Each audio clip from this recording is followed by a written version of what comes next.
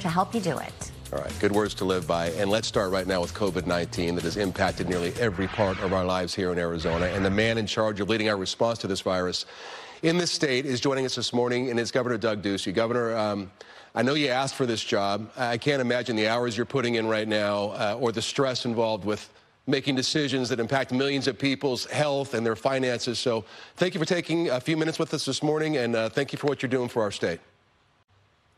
Well, thank you for saying that, Troy. Thanks for the good work and coverage that you're doing to make sure that Arizonans have the facts. We've got all hands on deck in the governor's office. Our first thought every day is around public health. We want to make sure that as many people as we can and spare from getting COVID-19. We want that to be our first priority. For those that have it, we want to make sure we're prepared and that we have treatment and comfort. And we also want to make certain that the folks on the front line, our doctors and nurses and emergency medical personnel, have everything they need. And that's the gloves and the gowns and the masks and the ventilators. So we've got a surge mentality in terms of making certain that we've got everything, including hospital capacity, if needed. And right now, so far so good, but we're preparing for any situation that can happen in the upcoming weeks and months.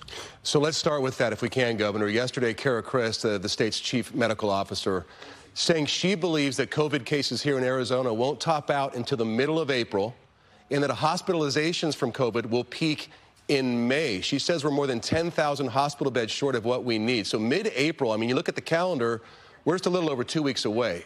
How ready are we for this surge in cases? Today, we are ahead of it. We are bringing all hands on deck. That's why we've got the National Guard. That's why we're opening up additional hospital facilities, including temporary hospitals. We'll be using the Coliseum, if necessary, to make certain that we've got the appropriate capacity. The good news is we've been able to see what's happened in other states, what's happening in New York. So we've been able to plan ahead. We've been able to source material. We're bringing our inventory from the national federal stockpile into Arizona, 25% last Saturday, 25% additional on order. So the idea is to stay ahead of this, to be prepared. The entire country is dealing with this. The entire world is dealing with it. What I want to do is work with Dr. Kara Christ and other leaders in the medical profession to make sure that the state of Arizona is prepared for our citizens.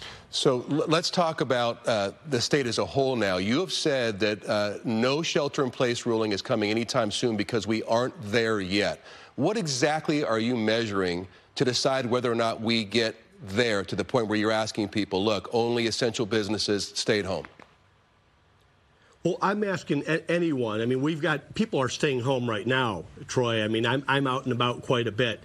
West Washington is quiet. The I-10 is quiet. Our schools are closed. But for people that are working, practice this social distancing, this physical distancing. Make sure you're washing your hands, you're covering your cough. I'm following the guidance of public health and CDC, that's the Centers for Disease Control and Prevention. Whatever their guidance is, that's the guidance that I'm declaring in the state, and we're going to continue to follow that. This is escalating. We started with an emergency order out of the governor's office. We've had continuing executive orders as we've elevated the guidance, and that will continue for some time. So you were talking about following federal guidelines. I know you're very close with the vice president. He's following the president's directive. President Trump has come out in the last couple of days and said he wants to see things start going again around Easter. And some places, he says, are hit harder than others, and some places he thinks can get going. Do you agree with him? Is Arizona one of those places could get going by Easter?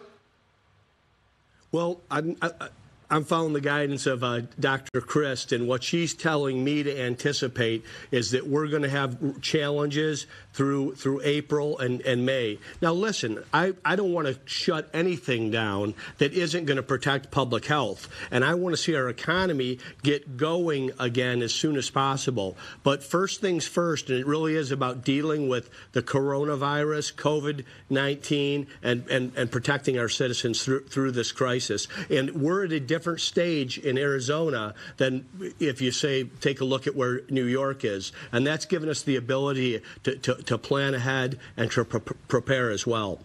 You made an executive order a couple of days ago, Governor, that basically put off all evictions if you are dealing with COVID. It's hard for me to even keep up with your executive orders because it seems like they're coming out one after another.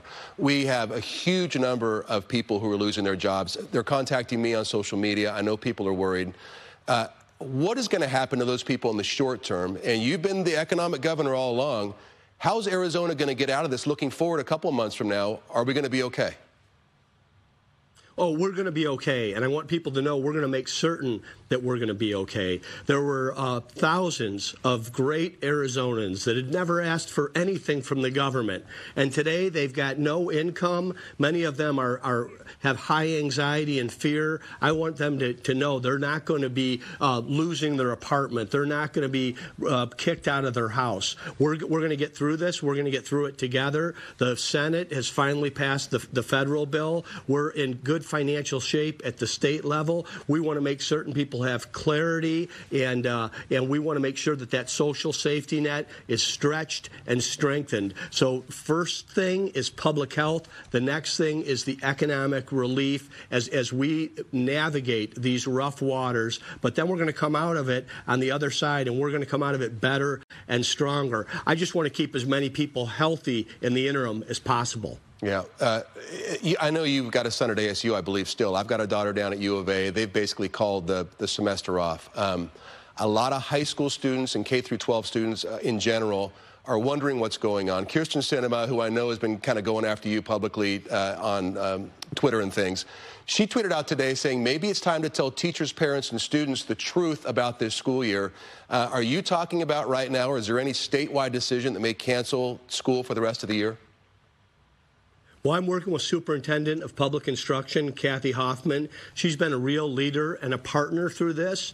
We've given clarity to parents and teachers so far. And listen, we all want to see our kids in school if it's safe for them to be in school. So we've put a directive that we're going to be at home until April 10th, and we'll reevaluate. I don't want to jump ahead. I don't want to guess. I'm going to follow the best guidance from public health officials and work with parents and leaders in the education field. All right, Governor Ducey, again, thank you for the leadership, thank you for the long hours, and thank you for taking the time with us this morning. I appreciate it. Thank you, Troy. Appreciate it. As cases of coronavirus continue to grow across the globe, it's also taking a toll, as we just mentioned.